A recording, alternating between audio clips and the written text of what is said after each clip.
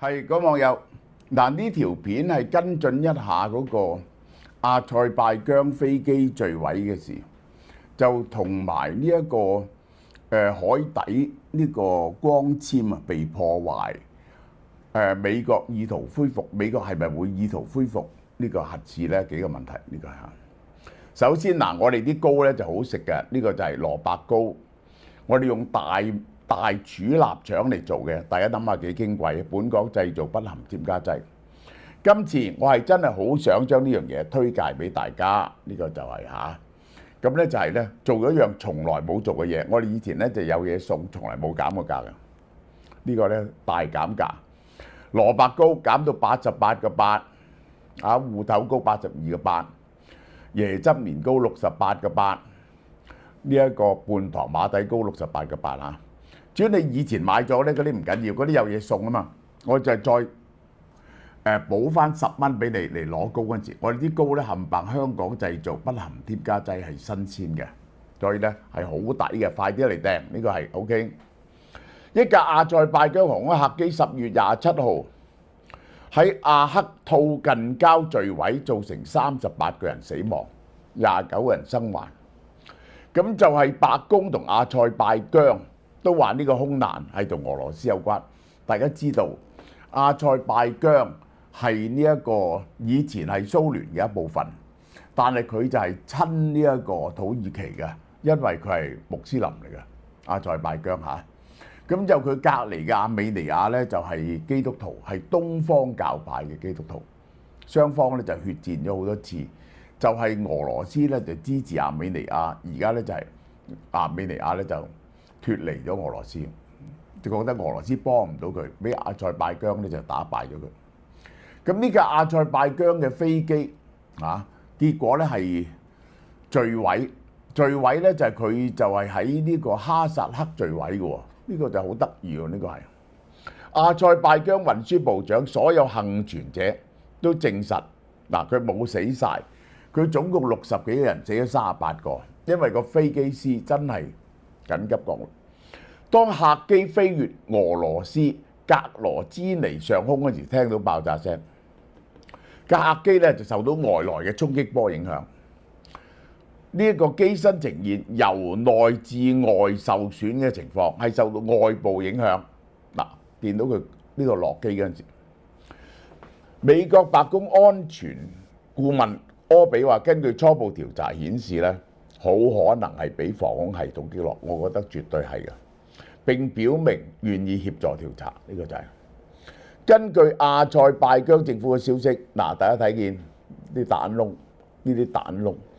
佢呢啲可能係彈窿，有啲圓形，有啲 irregular，咁有啲其實咧就係更多係嗰啲防空導彈啊，嗰啲碎片。你知道咧，如果用防空導彈去打人咧，係有2種方法。一種咧就係咧，只要佢測到有物件喺佢隔離，佢自己爆炸，用碎片嚟到擊毀你，呢一種方法。咁呢種方法咧就易打啲啊嘛。即係佢不停用雷達探到有樣嘢好近，砰一聲佢就爆啦。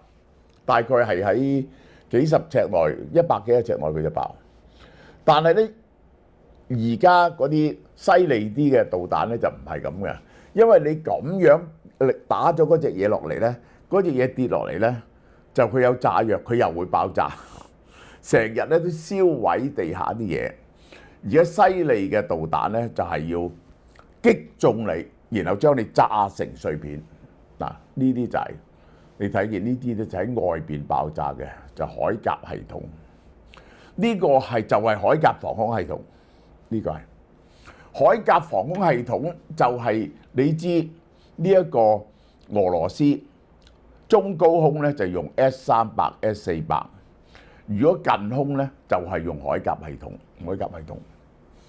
網上流傳嘅照片顯示，客機機身有好多個圓形，有好多個彈窿嚇。呢個係好啦。機師喺事發後曾經向俄羅斯、阿塞拜疆、哈薩克好多機場尋求協助，所有導航系統失效，一度要求返回巴庫。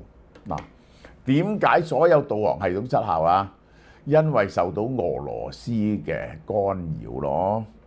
因為俄羅斯嗰度咧係車臣嘅首都，佢覺得咧佢係俾烏克蘭嘅無人機襲擊，咁於是咧佢哋就發出電子干擾。我都唔係好明呢個明明有個客機飛緊嚟，應該係 direct 㗎，即係知道 direct 嘅客機一早就叫個客機飛翻走㗎啦。點解會飛到埋嚟先知道咧有無人機襲擊？係咪通知架客機飛走㗎啦？呢個 Air Traffic Tower 嘅事嚟㗎嘛。咁佢咧就想要求飛翻去巴庫。佢話當客機準備降落格羅茲尼嗰陣時咧，剛啱遭受烏克蘭無人機攻擊。加上大霧，客機兩次想降落都唔能夠成功。呢個就係大霧，個 air traffic 亂成一片。你可以想像有無人機襲擊，哇！呢度雷達呢度有事，嗰度有事，唔 Q 記得咗，冇協助佢降落。於是有無人機嚟，防空系統一睇見雷達有嘢就打。喂，其實呢啲飛機有應答器㗎。即係證明佢慌亂到咩情況啊？呢啲飛機係有信號發出嚟，等你知道，俾全世界嗰啲無線電追蹤者可以追蹤到飛機嘅行蹤。只要唔係咁慌亂，你立即知道呢個係客機嚟嘅。佢嘅雷達，佢嘅雷達切面係好大嘅，去到300公尺嘅。呢個係冇可能係無人機嚟嘅。第一，你個 system 好渣；第二，就係嗰啲人亂到不得了，呢個因為佢喺車臣嘅上空，車臣就係早一輪就已經係俾無人機襲擊過。好啦，最終選擇橫越歐亞交界嘅裏海，飛到距離原定目的450公里，終於墜毀。最後時刻避免成架飛機墜落。嗱，大家睇下，係由巴庫阿塞拜疆飛上去，呢度就係呢度就係車臣嘅首都。佢想飛上去車臣，呢班機係飛上去車臣嘅，飛到嚟呢度遇到襲擊，飛出去喺呢度失咗控制，跌落嚟。呢個佢想飛呢個 airport。烏克蘭總統澤連斯基話：根據目測證據，俄羅斯要負責啦。俄羅斯就梗話烏克蘭負責啦，唔係你飛啲無人機嚟，我使乜咁啦？呢個克里姆林宮否認俄方涉及，最好乜嘢都否認就得。呢個世界只喺有調查有結果前提出任何假設都係錯誤嘅。調查員再講啦，調查員咪想知馬來西亞嗰個調查員證明係你啲飛彈打落嚟咯，你都唔認嘅。呢個係阿塞拜疆航空公司考慮到潛在航空安全，立即停止飛去俄羅斯10個城市，又少啲地方飛。啲俄羅斯人真係慘，想走都唔得。芬蘭當局第二單嘢10月27號終於扣查咗呢艘由俄羅斯港口出發嘅郵輪。呢個郵輪被指涉嫌破壞芬蘭同埋愛沙尼亞之間嘅海底輸電纜線 EastLink 2。呢條 EastLink 1、EastLink 2呢個係赫爾辛基飛落去愛沙尼亞。呢一隻郵輪咧Eagle S， 佢咧就話上次已經係破壞過光纖個方法咧，就係咧，我係唔相信嘅。你掟一個錨落去海底，然後咧就冇收翻個錨，就係開船。喂，嗰隻船有個錨拖住咧，同冇個錨拖住咧，個速度爭好遠。個船長竟然唔知，拖咗好長，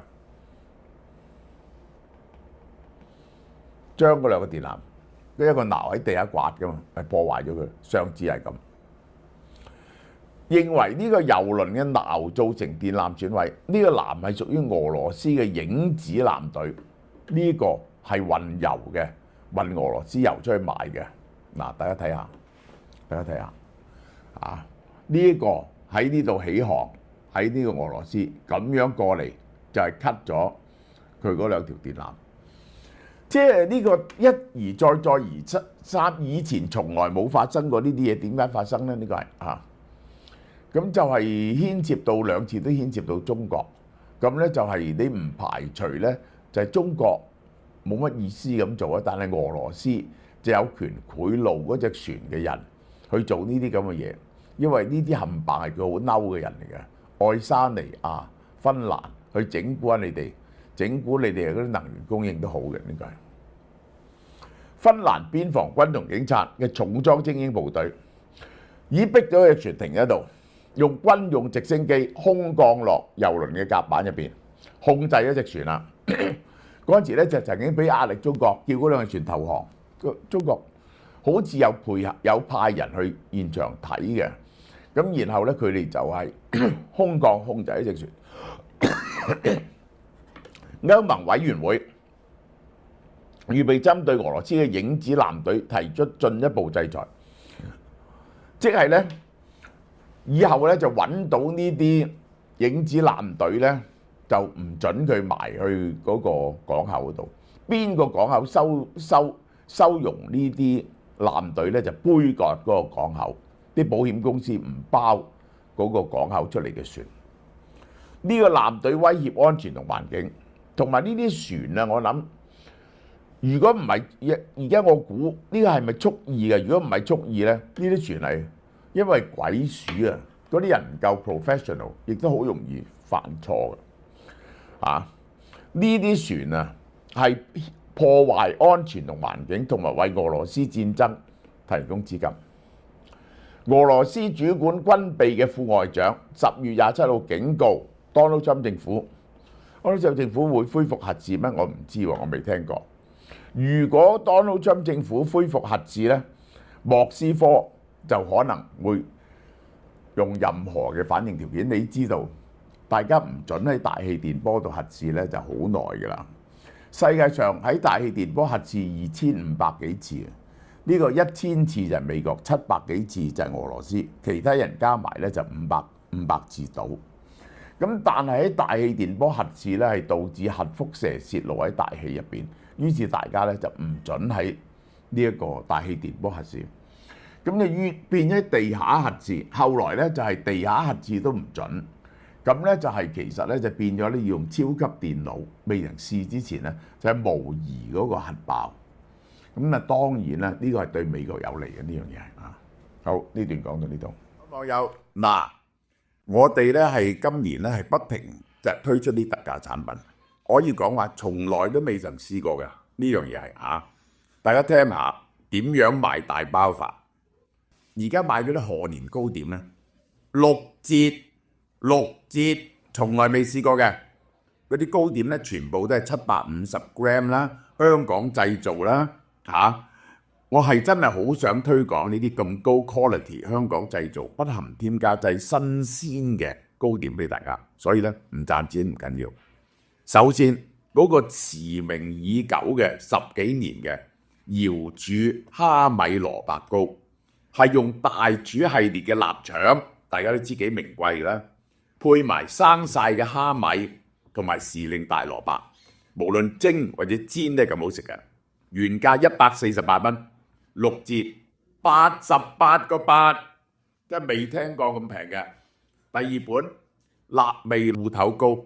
都係用大廚系列嘅臘腸，加埋揀走嘅芋頭，嗰啲芋頭咧係切成粒狀嘅嚇，加埋臘味特別有啲咬口，原價138，6折82個8啫。